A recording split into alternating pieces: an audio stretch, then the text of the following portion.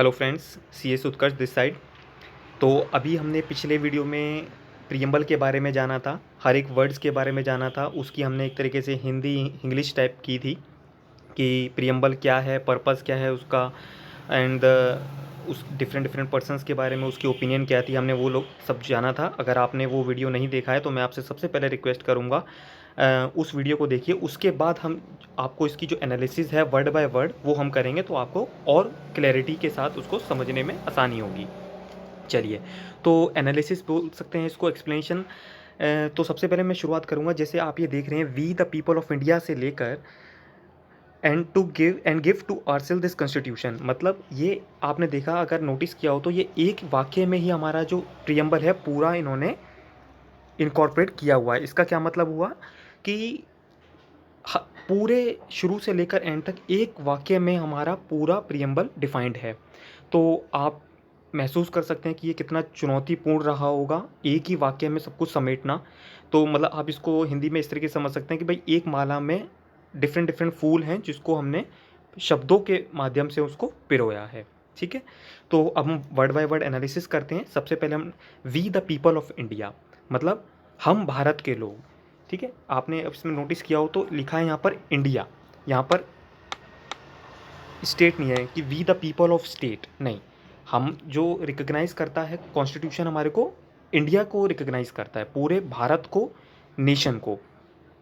मतलब ये कोई राज्यों का समूह नहीं है कि कल को कोई एक राज्य खड़ा हो जाए कि भाई नहीं हमारे को तो अपना स्वतंत्र राज्य चाहिए। तो कॉन्स्टिट्यूशन कहता है भाई आप हो कौन, हम तो सिर्फ इंडिया को रिकग्नाइज़ करते हैं। तो ये उसके लिए एक प्रोविज़न बना रखी है। आप ये भी जानते होंगे कि इंडिया में सिर्फ वन सिटीजनशिप का कॉन्सेप्ट है। यूएसए की तरह नहीं है कि उसमें स्टेट वन है, स्टेट टू है, तो मतलब अलग अलग आप उसकी सिटीजनशिप ले सकते हैं, ऐसा इंडिया में नहीं होता है। चलिए, having solemnly resolved to constitute India into a sovereign। अच्छा, अब इस लाइन का मतलब समझते हैं। सॉवरन का क्या मतलब होता है? सॉवरन का मतलब होता है संपूर्ण प्रभुत्व संपन्न। मतलब हमारे ऊपर किसी का डोमिनेशन नहीं रहेगा, हम स्वतंत्र पूर्ण रहेंगे।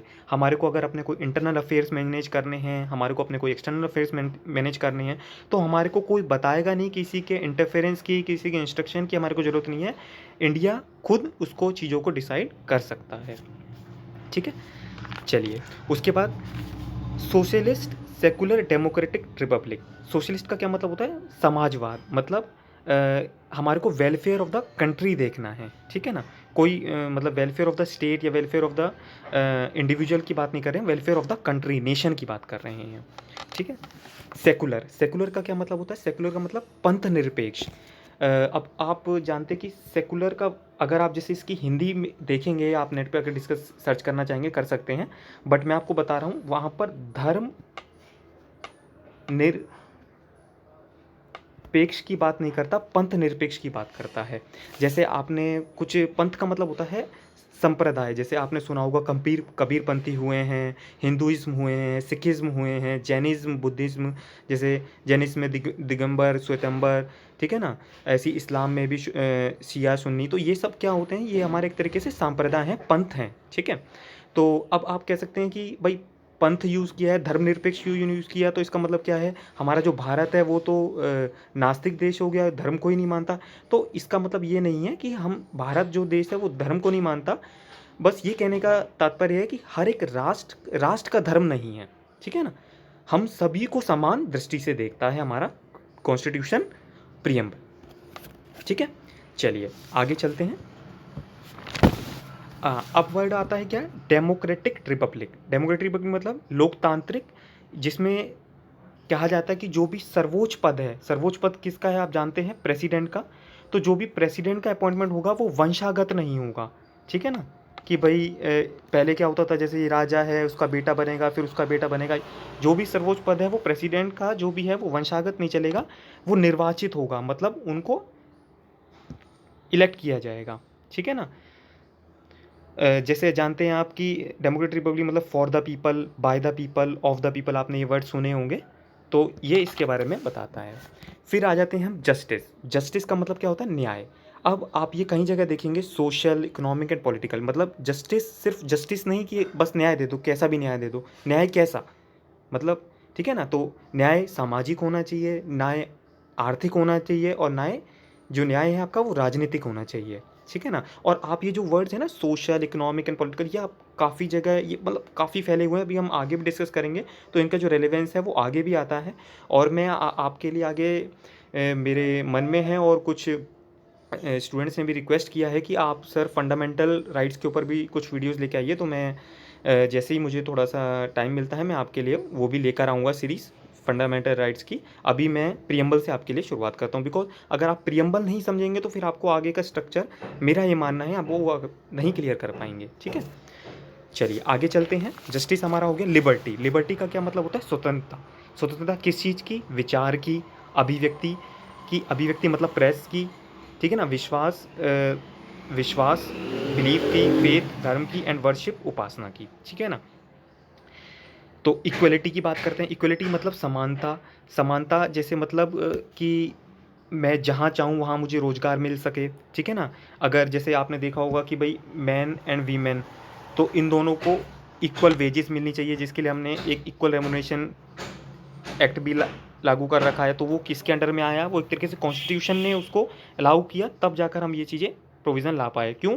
क्योंकि अगर कुछ ऐसी प्रोविज़न लाएंगे जो कि कॉन्स्टिट्यूशन से वायलेट करेगा तो हम उसको अनकॉन्स्टिट्यूशन बोल देते हैं, ठीक है ना। तो इक्वल वेजेस होनी चाहिए, बिकॉज जो हमारा कॉन्स्टिट्यूशन है वो इक्वलिटी की बात करता है, समानता की बात करता है, ठीक है ना। चलिए फिर बात करते हैं फ्रेटर्निटी की। फ्रेटर्निटी का क्या मतलब होता है? बंधुता, मतलब भाईचारा। जैसे आपने देखा यूनिटी, इंटीग्रिटी, कि हम मतलब आप इसको भाईचारा बोलिए, मतलब मित्रता नहीं बोलिए, भाईचारा एक काफ़ी अच्छा शब्द है। और इसमें एक टर्म भी यूज़ होती है, वासुदेव कुटुंबकम, ठीक है ना। तो इसका क्या मतलब होता है? पूरी दुनिया हमारी, या पूरी जो हमारा नेशन है वो एक है, ठीक है। तो आगे चलते हैं।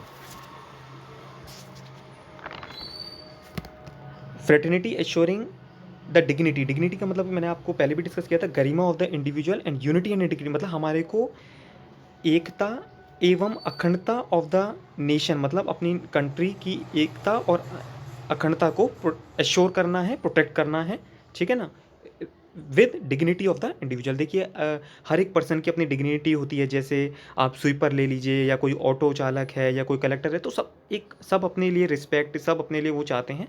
तो हम ये नहीं कहेंगे कि, एक बार महात्मा गांधी जी ने भी बोला था कि पापी से घृणा ना कीजिए, पाप से घृणा कीजिए, ठीक है ना। मतलब पापी मतलब व्यक्ति से घृणा नहीं कीजिए, आप उसके जो उसने जो पाप किया है वो अवगुण है, उसको ख़त्म कीजिए।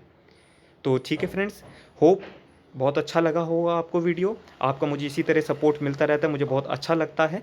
आगे मैं आपके लिए फंडामेंटल राइट्स की सीरीज़ लेके आने वाला हूँ, तो आप चाहें तो चैनल को सब्सक्राइब कर सकते हैं। धन्यवाद।